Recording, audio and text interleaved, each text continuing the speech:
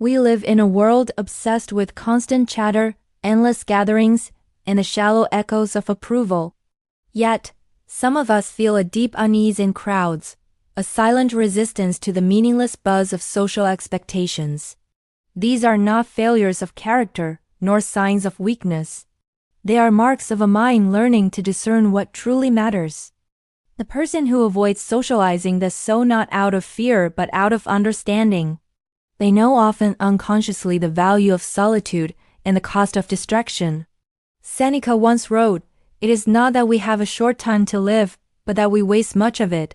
To these souls, every conversation, every forced smile, every hollow compliment is a potential thief of time and clarity. Their silence is not emptiness, it is observation. Like a storm watching from a distance, they notice patterns in behavior, detect unspoken motives, and measure the weight of words before uttering any themselves. They have learned that the harsh lesson that most social interaction is noise, and wisdom comes from listening, not speaking. Epictetus reminded us, "We have 2 ears and 1 mouth, so we can listen twice as much as we speak."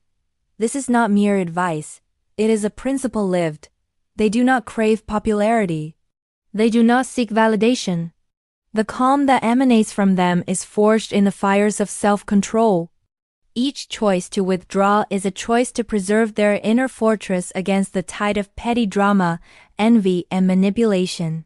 They have faced the subtle tyranny of other people's expectations and refused to yield. They have recognized that destructive emotions are contagious, and that a mind surrendered to them is no longer free. Yet there is a quiet strength here, a dangerous intelligence. Avoiding social distractions does not make them lonely. It makes them deliberate. Their time is spent in reflection, in study, in mastering the self. Marcus Aurelius advised, "Nowhere can man find a quieter or more untroubled retreat than in his own mind." This is their sanctuary. This is where they sharpen their mind, build resilience, and learn to act with precision in a world that rarely understands restraint. We too must see this truth. To avoid the crowd is not to reject life. It is to protect the mind, to choose battles wisely, to cultivate a wisdom that is unshakable by opinion or gossip. These people remind us that strength is not in volume but in clarity, not in numbers, but in the depth of thought. They endure solitude not for comfort, but for mastery. They are not antisocial. They are dangerously smart, quietly forging a life few can comprehend. There is a quiet rebellion in those who consistently avoid socializing. A rebellion not against people but against distraction, against the endless trivialities that drain the mind and dilute the soul. They have recognized a truth most refuse to see. The world is filled with demands that carry no real value, and to surrender constantly to them is to surrender oneself.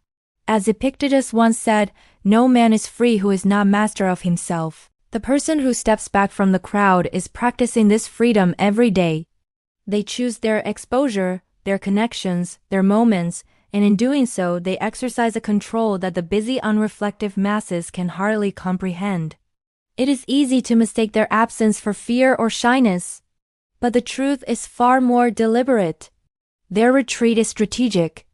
Like a general surveying the battlefield from a distance, they understand the cost of engaging without purpose. Socializing in excess is a battlefield of subtle manipulations, of fleeting approval, of emotions that rise and crash like storms in a mind unprepared. To avoid it is to maintain clarity, to protect one's energy, and to preserve the quiet strength that grows only in introspection. Seneca warned, "Associate with those who will make a better man of you. Welcome those whom you yourself can improve." They live by this principle implicitly, choosing solitude over empty companionship. But their solitude is not emptiness. It is a forge. Here, their thoughts sharpen, their perceptions deepen, and their self-control solidifies into something almost dangerous. The world moves loudly, chaotically, but they move with intention. They are aware of the illusions others chase, the need for attention, for validation, for the constant noise of presence. In resisting it, They cultivate an inner peace that cannot be stolen, a mind that cannot be manipulated. Marcus Aurelius reminded us, "Withdraw into yourself and examine your mind, for in this way you will find the freedom you seek." The person who avoids crowds embodies this wisdom in motion. Those who shy away from social gatherings are often misunderstood.